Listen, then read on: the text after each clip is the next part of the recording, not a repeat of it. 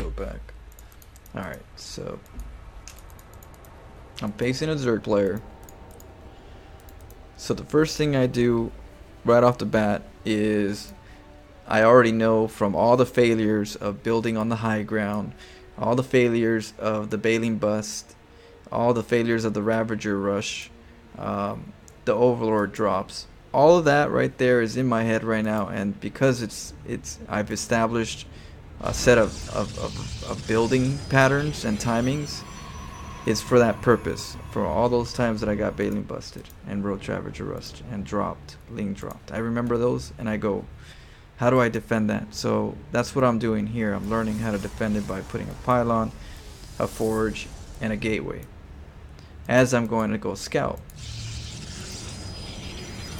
Right now, the gateway took me a while to learn. It took me a while to get to the gateway. I used to always do pylon forge, right? You learn. I used to go pylon forge. I would cannon rush the Zerg player. Sometimes it works, sometimes it doesn't.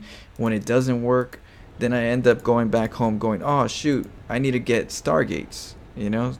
But how do I get Stargates if I don't even have a Cybernetics core? And I don't even have a Cybernetics core because I don't even have a gate yet.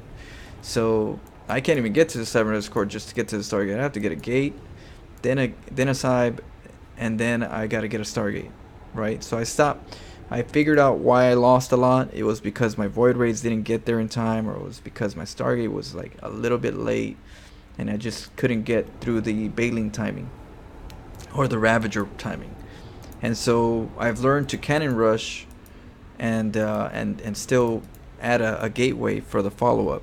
So now I have a follow-up from at least a real follow-up. I wouldn't consider the follow-up being get a gateway and then get a Cyb. That's kind of really late. Not really crisp to call it a follow-up. That's a very late follow-up. Which I wouldn't even call it a follow-up because it's incorrect. To do that, you'll die. You'll lose the game in most cases because of that. So that's what the gate's for. And I come over here. And it's 1 minute, right? It's a minute and 2 seconds. There should be a hatchery here for hatch first, and there's no hatchery, you know? So there's a couple of things that I do here. I was thinking of two options, right? And that's what the thing about StarCraft. I'm a freestyle player, so one of the things I tend to do is I'm always thinking in the game, what am I gonna do here? What about here? What about there? So here in this scenario, when there's no hatchery, I already know it's a pull first. It could be a proxy hatchery, so the natural could be right here, and instead of here, and you would think it's a pull first, but in reality it's not. It's a fast hatchery, but at the third. That's what this probe is for. See this probe right here? This probe goes down here and checks for that third. So I'm checking a couple different things. If it's a hatch first, then time is it? Oh shoot! Yeah, if it's a hatch first, then I cannon rush, right? And if it's not, it's probably a pull first. But there's two options. It's either a pull first with no hatchery, or it's a fake hatchery. You know, fake pull first into a hatchery at the third, and then he takes the third at the natural. It's kind of like a way to defending a cannon rush. Cannon rusher, when he doesn't look at those timings or think about those timings, you end up going, oh, he's going pull first, right? That's all the intel you got. Oh, he's going pull first, but you never check right here, and then all of a sudden he has a hatchery, and you're like, oh man, his macros are already on point. So I have two options right here, but I still have to make sure there's no hatchery here. And it's either cannon rush here, let the hatchery come up, right? Because as you can see, what happens with the Zerg is the Zerg is going to pull first. He's going to send the Lings all the way to your base. Whenever they do that, like I've learned by looking at my replays, whenever they do that, the next thing that they do is take a hatchery. I looked at my replays, I'm like, what do they do right after this? They take a hatchery at the same time as the Lings come down so that they can start their macro, right? their follow-up. They're trying to start their follow-up. So we're trying to interrupt their follow-up, since we know that they have a follow-up, and it's the drone. Normally what I do is I'll get a pylon and cannon rush the hatchery, and by the time the lings go over to my base, then I cannon rush the hatchery. That's a whole different branch that you're gonna go towards if you do that. The other one is going into a macro play. I got your burgers. Okay, I'll get it right now. Going into a macro play, and the way you do that is by denying the natural. Right? So the objective here is, look at the drone. The drone's gonna want to come down here. He's gonna want to take that hatchery. The lings don't want to attack you. Hey, attack. Burgers. The lings, they don't want to go and attack you. They wanna go. I mean, they want to go attack you. They don't want to attack the probe. Is what I was saying. They don't want to go. Oh, let's kill the probe. Because if you're doing a pull first to a Protoss, your objective is get those lings to his base ASAP. You go right away. Don't slow down, or else it ruins your build. Why would you want to go pull first if you're not going to use those lings to actually do damage? You're only hurting your economy, right? So I forced his hand a little bit by doing that, by two things: forcing his lings to come over to my pylon, and at the same time denying the hatchery from going up. The seconds matter in this case, because the drone every second would at least have more larvae. You'll be mining faster. You'll get a quicker inject. And so all that kind of, matters in these kind of games. So I wanted to get a gateway. The reason why I wanted to get a gateway is because it slows down this attack even more. But I didn't actually look at the gateway because I forgot to block. My and that is something that that sometimes that happens. You're trying something a little different, because the gateway is not something I do. Normally it's just a pylon, but every once in a while I try to go steal a gateway, do a gateway steal kind of. But in this case, because I did something a little different, my brain forgot to go back over here and make the pylon, and so they came in. So that was a little predicament that I got myself in. But luckily he wasn't watching because he was too busy trying to get his hatchery.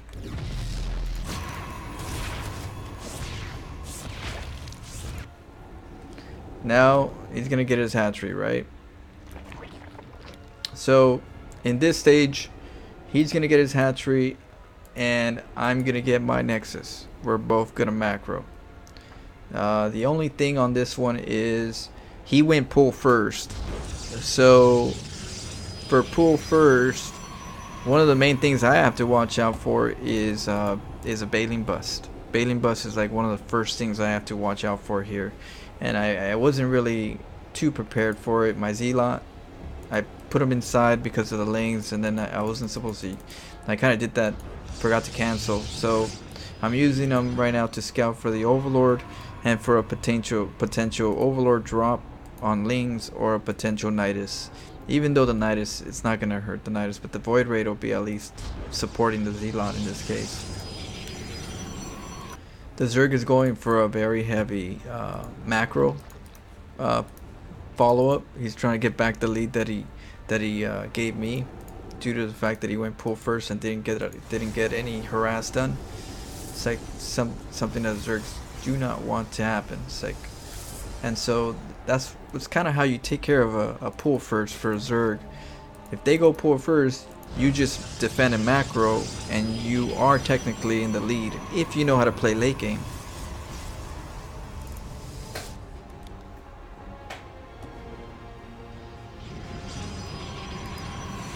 So in this case now I'm getting my Stargate.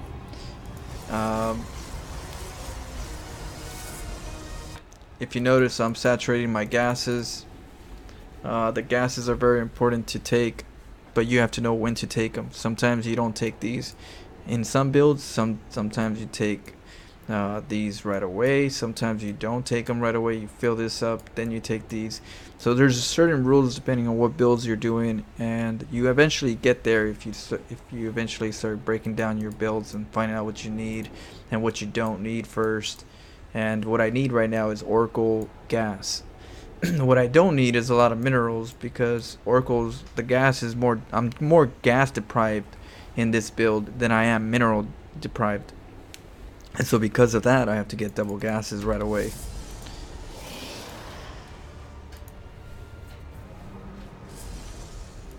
I make a void raid, right?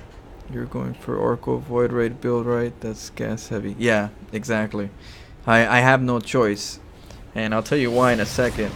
And one of the things is this. Look, I get a Stargate right away in front of my base, because I'm using it as part of my baling bust, right? So this is a weak spot. So that's what I was saying in the beginning. It was kind of like not the best wall up to this setup with this gas. I have to make this pylon a little closer, and then make another one behind this. But this is part of my wall. They always go after the forge, because once they baling bust the forge and try to break in, you're no longer going to be able to make cannons for a while. You have to make another forge. That's going to take time, and that's what they use to take advantage of you on the second shot of baling bust with the second wave. But the void raid takes care of the waves, because the void raid's always constantly shooting at him, and he doesn't like to be shot at. The overlord gets taken out, so there's no overlord taking care of your tech, checking your tech and seeing what you're doing. So you kind of look like right now you're doing just a standard Phoenix play. One Stargate Phoenix, and then follow it up with double Robo, Immortal play.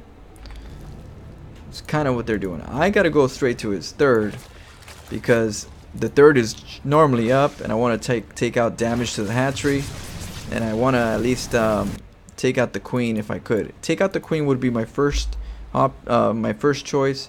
If I can't take out the queen because I see a spore, what I'm gonna do is whittle down the hatchery so I can shoot it, snipe it down later. You want to whittle it down.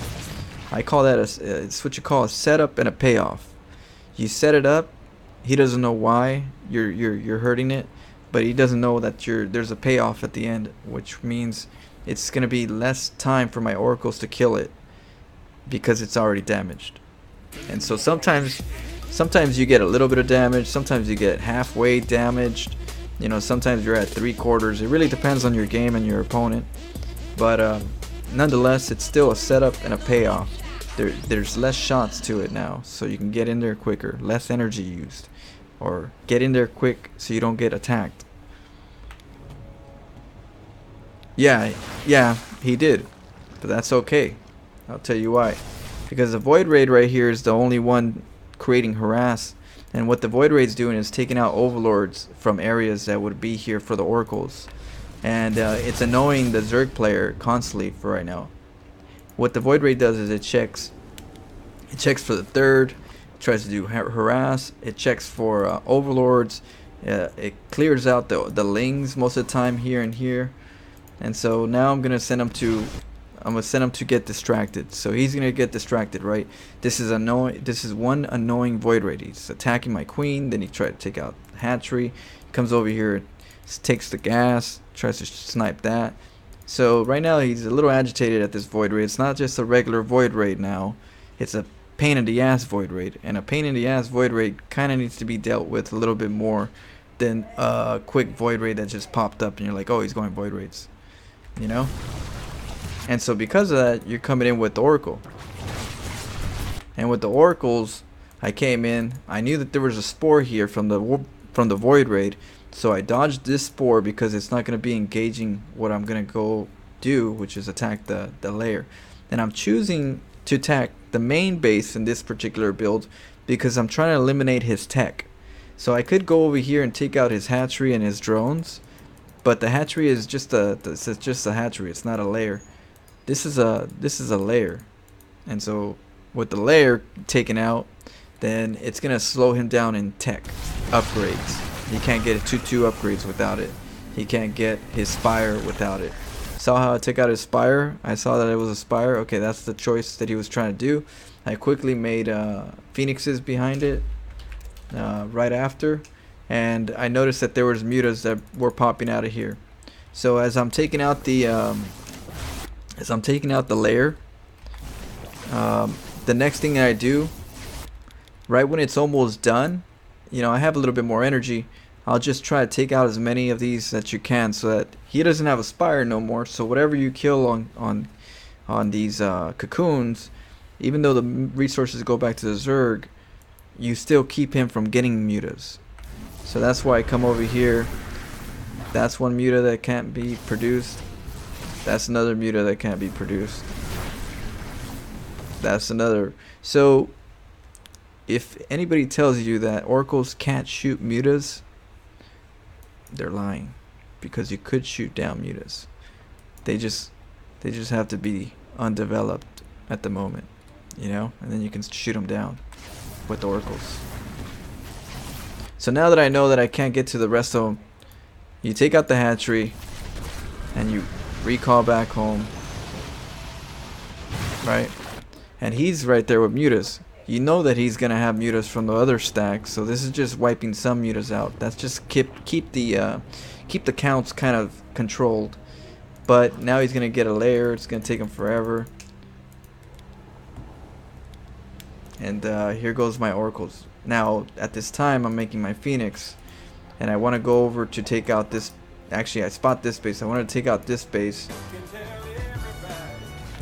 And so right here I lure him. Revelation. Now I know where he's at. Bag him and tag him, or tag him and bag him. Oh shit! Thank you, base fishing, or bass fishing, base fishing. Thank you so much for the Twitch Prime, my friend. I really appreciate it. Okay, so I was gonna take a ninja base, but the Zerg was here, and you know, just it's kind of interesting how this plays out, because you see this, you see all this right here. That's lings, right? He made a lot of lings. Well, he can make a lot of lings that can, because Zerg controls the ground in the early game. What Zerg doesn't control in the early game is the air. And so if the Zerg doesn't control the air but could control the ground, and you're a Protoss that's trying to go ground, you're gonna get sometimes stomped, because you can't go out too early. They can get a ton of these lings and just destroy your ground, and your tech, your gas, everything kind of falls apart. It's not so strong. So you take advantage of their weakness, and that's why you go air. And so now here goes the phoenixes. Now I want to go over there with the oracles and take it, but he's like, no. He's like, that's like, hey, stop it. And I'm trying to go back over here to kill it again, because I want to kill that hatchery, and I'm gonna let the phoenixes take care of the mutas if they try to come too close. So he's kind of stuck on a predicament right here.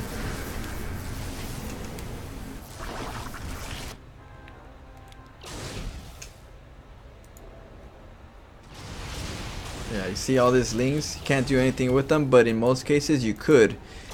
These lings are normally designed to take out the third. You'll normally try to get a third, he'll take it out, and you'll be like, oh, or he'll take out your army and your natch and your third. In this case, we're not doing that. We're going, we're using our third income to get zealots.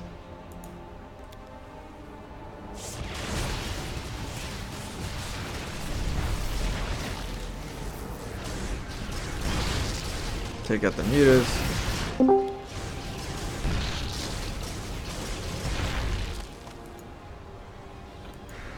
Then we got the oracles right here. The charge lots, I wanted to wait a little bit. I didn't want to go in too quick. I wanted to get the Phoenix to kind of scout things out. And he switched over to Hydras.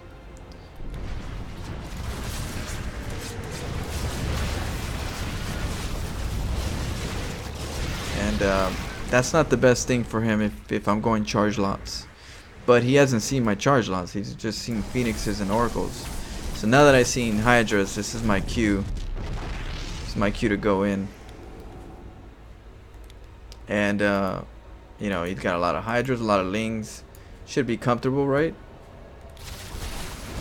But I fight in a, I believe I'm +1 attack. Oh no, my +1 is not up yet. It's almost there. I should have chrono boosted that. I was actually getting my +1 to actually kill those lings way faster, which is why I have a 1 upgrade here. Now, by the way, the reason why I have an upgrade, a +1 attack, is because I have a purpose for this particular build. It's not, it was because of all the lings. He made a lot of lings. I'm making zealots, but then because he's got a lot of lings, I can counter his ling count by getting a +1 attack. And so therefore, that's the only reason why you see me go upgrades or do warp gate, is because there's a purpose to the build. There's a purpose to it. I don't just get it all the time just because, and I don't know, I just feel good about it because I upgrade. I'm trying to make sure I do the build and add the right upgrades so I can maximize the particular playstyle or the build. So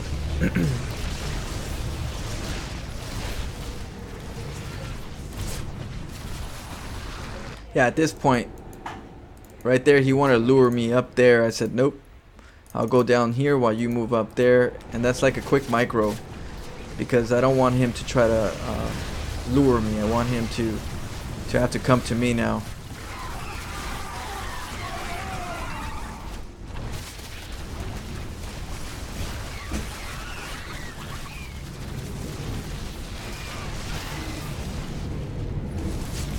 And at that point he's done. I wanted to save the void rates for follow-up. I wanted to make sure that whatever I go there, if he maximizes on lings or anything, that if he goes corruptors, that I'll switch it up on him and go void rates. And then that's like my follow-up. And then from there I can expand. And that's the thing about this. It's once you feel comfortable in expanding, I'm not saying you're killing the guy, but once you did enough damage, now you know that he's injured, right? He's limping. And if he's limping, he can't go to your base and just take it out, right? So now you can take it out, you can take it and defend it without having to worry about like, oh, is he gonna take it out? I don't know. Now you know he didn't. I mean, you limped him, then you take out his hatchery, you take out some drones. You know, he's low count. You know he's been on a high aggression, but a low count economy type of play. So doesn't have enough to regroup a big 200 supply. It just happens that they leave around this time, but this is the time where I need to expand right now. But I'm going to use the void raids to defend the expo, and then I can take 1 or 2 bases at that time. So